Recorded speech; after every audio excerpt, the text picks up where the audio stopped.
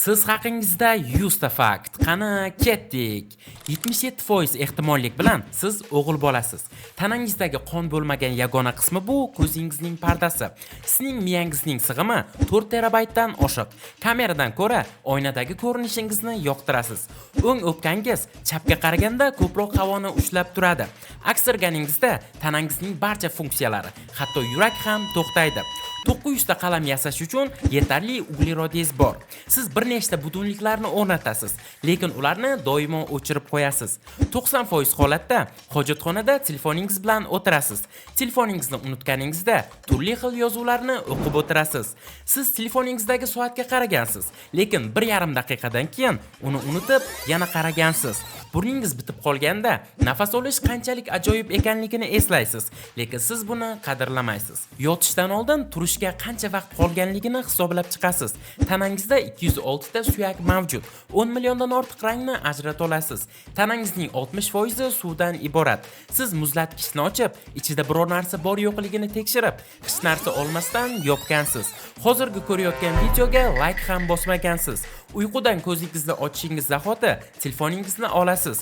Birinchi bo'lib Telegram va Instagramga kirasiz. Qandaydir muhim voqeadan oldin uxlay olmagansiz.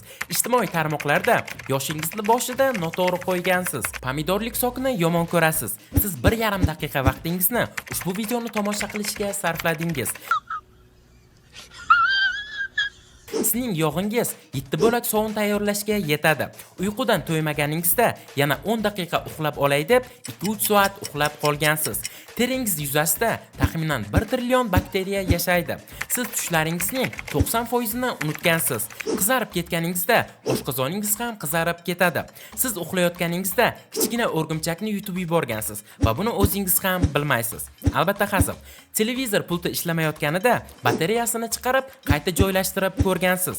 Siz mening Telegram kanalimga obuna bo'lmagansiz. Qani buni to'g'rilash uchun hoziroq obuna bo'ling. Siz uchib ketayotgan samolyotni ko'rib, qayerga uchayotganini o'ylagansiz. Siz hozirgidan ko'ra ko'proq pul topishni xohlaysiz. Og'zingizda taxminan 40 mingta bakteriya mavjud. Telefoningiz quvvati 1% qolganda sehrli tarzda uzoq ishlaganiga guvoh bo'lgansiz. Biror kinoni oxirigacha ko'rmasdan voqealarni o'zingizcha taxmin qilgansiz. Yoningizda ketayotgan odamdan o'tib ketish uchun yurish tezligingizni oshirasiz. Biror narsani yo'qotib, oxirida u qo'lingizda turganligini bilib kulgansiz. Kayfiyatingiz yo'q bo'lganida siz qisqa iboralar bilan javob berasiz. Siz ingliz tilini bilmasdan inglizcha qo'shiqlar yodlagansiz.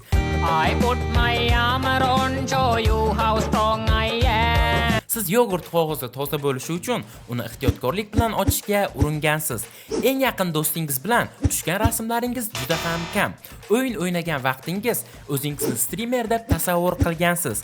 Men birinchi bo'laman deb o'ylab, soat 8:00 da bankka kelgansiz, lekin baribir birinchi bo'lmagansiz. Koronavirus bo'lgansiz, teshik paypoq bilan yurgansiz, o'zingizni Google dan qidirgansiz, predmetlar bilan gaplashib ko'rgansiz. Siz shartnoma shartlarini hatto o'qimasdan qabul qilasiz. Idish-tovoqlarni yuvishga juda erinasiz. Bolalikda ota-onangiz obedda uxlashga majbur qilgan. Uxlab qolish uchun devorga qarab yotgansiz. Siz uxlashdan oldin juda zo'r hayotni orzu qilib yotasiz. Tasodifan musiqani baland ovozda yoqib, atrofdagilardan uyalib qolgansiz. Tug'ilgan kuni bilan hammani deyarli bir xil shaklda tabriklaysiz. Agarda hozirgi aqlim bilan maktabga qaytsam, hammani qoyillatardim deb o'ylagansiz. Nonushta qilayotganingizda televizor yoki YouTube videolarini qo'shib qo'yasiz. Telegramda xomush yuzingiz bilan kulguli stikerlarni yuborasiz. Telefonda uzoq vaqt gaplashib yurganingizda butun uyni aylanib chiqasiz.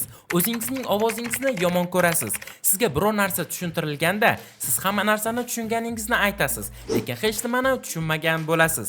Miyangizda taxminan 86 milliard neyron mavjud. O'zingizni yaqin insoningizni aldagansiz. Umringiz davomida bir marta bo'lsa ham tirnog'ingizni tishlagansiz.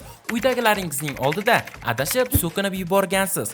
Qimmatga kiyim sotib olib, uydagilarga narxini kamaytirib aytgansiz. Bir marta bo'lsa ham saqishni yutib yuborgansiz. Cho'milishga erinib, ko'chaga chiqmagan kuningiz ham bo'lgan. Tanangizda taxminan 5 litr qon mavjud. Qoningiz har 60 soniyada butun tanangizni aylanib chiqadi. O'rtacha kuniga siz taxminan 23 ming marta nafas olasiz. Sizning tanangizda 50 litrlik bochkani to'ldirish uchun yetarli miqdorda suv bor. O'qituvchi doskaga kimnidir chiqarmoqchi bo'lganida o'zingizni juda band qilib ko'rsatgansiz. Matematika darsida misolning javobini bilsangiz ham doskaga chiqishdan qo'rqib turgansiz. Darsdan bir marta bo'lsa ham qochgansiz. Ovqat pishirayotganingizda siz ko'rmas tomoshabinlaringizga ijodiy oshpazlik jarayoni haqida gapirib bergansiz. Buni zararligini bilib ham ugrilaringizni juda ko'p siqqansiz. Siz gaplashishni istamagan odamdan xabar kelsa, uni ignor qilasiz. Telegramda ikkita pitichka qilmasdan maxfiy o'qiysiz. Yotib telefon ishlatganingizda telefon betingizga tushib ketgan. Xonangiz juda jimjit bo'lib ketganda televizorni shunchaki yoqib qo'ygansiz. Kechasi hojatxonadan yotoqqa turbo tezligida yugurgansiz. Biror voqea bo'lganida oldin ham bu voqea bo'lgandek tuyulgan, lekin aniq eslolmagansiz. Uzug'ini barmog'ingizdan chiqara olmay qolgan vaqtingiz ham bo'lgan. Film tomosha qilib turganingizda o'zingizni bosh qahramon deb tasavvur qilgansiz. Miyangiz umumiy tana vaznining taxminan 2% ni tashkil qiladi. Suvsiz bir necha kun, ovqatsiz esa bir necha hafta yashay olasiz. Qo'shiq eshitishni yoqtirasiz, mushuklarni yaxshi ko'rasiz. Siz ketma-ket 3 martadan ortiq aksirgansiz. Bir kecha uxlamagan kuningiz bo'lgan. I am Batman! Oyog'ingizni chiqarib uxlaganingizda arvohlardan qo'rqgansiz.